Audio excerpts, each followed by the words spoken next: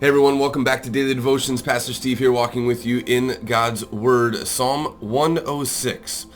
And as we finish out the book 4 of the Psalter, we're heading into book 5 and 107. 106 is that conclusion, and it's quite interesting how it concludes. Very similar to Psalm 105, speaking of that invitation to be able to praise God, that invitation to talk about the God of history.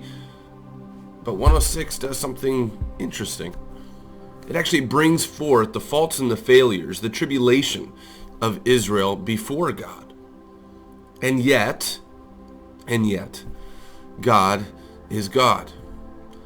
God is God in and amongst the time of praise and worship and his incredible acts. And God is God within our failures and our faults, in the places that we wander. God is God.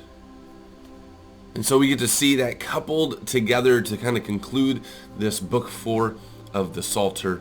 And so let's meditate together. Let's jump into the shoes and the sandals of the Israelites as they were rescued, as they wandered, as they continued to see God's presence, even in the midst of their faults. And so we too, yes, looking into the mirror, but also being able to proclaim again, God is God. Let's meditate on Psalm 106 together. Praise the Lord. Give thanks to the Lord, for he is good. His love endures forever.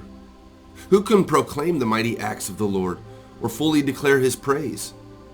Blessed are they who maintain justice, who constantly do what is right. Remember me, O Lord, when you show favor to your people.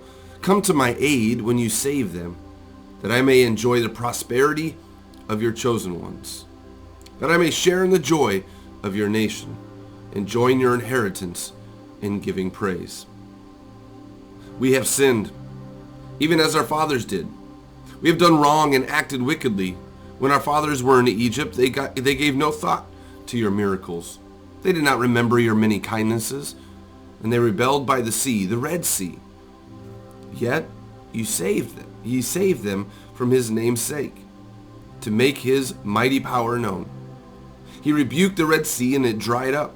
He led them through the depths as through a desert. He saved them from the hand of the foe, from the hand of the enemy. He redeemed them. The waters covered their adversaries. Not one of them survived.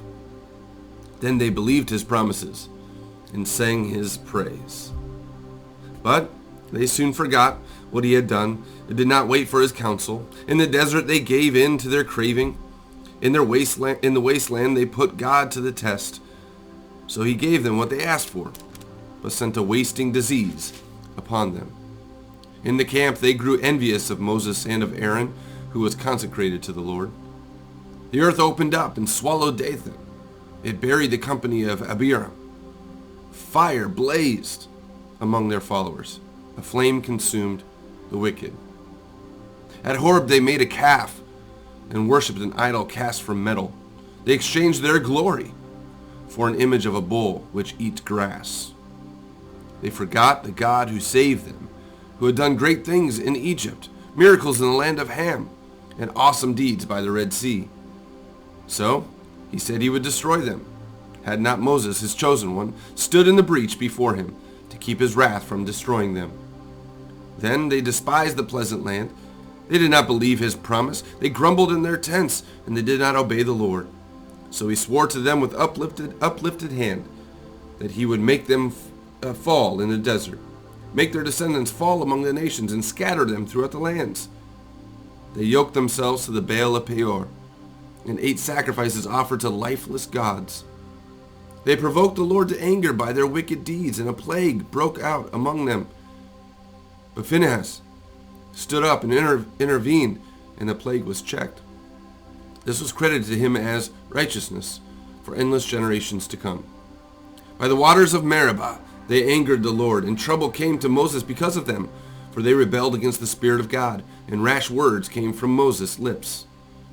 They did not destroy the peoples as the Lord had commanded them, but they mingled with nations and adopted their customs. They worshipped their idols, which became a snare to them. They sacrificed their sons and their daughters to demons. They shed innocent blood, the blood of their sons and daughters, whom they sacrificed to the idols of Canaan, and the land was desecrated by their blood. They defiled themselves by what they did. By their deeds they prostituted themselves. Therefore the Lord was angry with his people and abhorred his inheritance. He handed them over to the nations, and their foes ruled over them. Their enemies oppressed them and subjected them to their power. Many times he delivered them, but they were bent on rebellion, and they wasted away in their sin.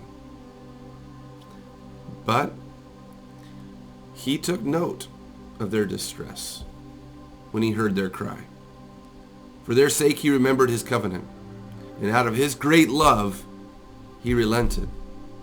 He caused them to be pitied by all who held them captive. Save us, O Lord our God, and gather us from the nations, that we may give thanks to your holy name and glory in your praise. Praise be to the Lord, the God of Israel, from everlasting to everlasting. Let all the people say, Amen.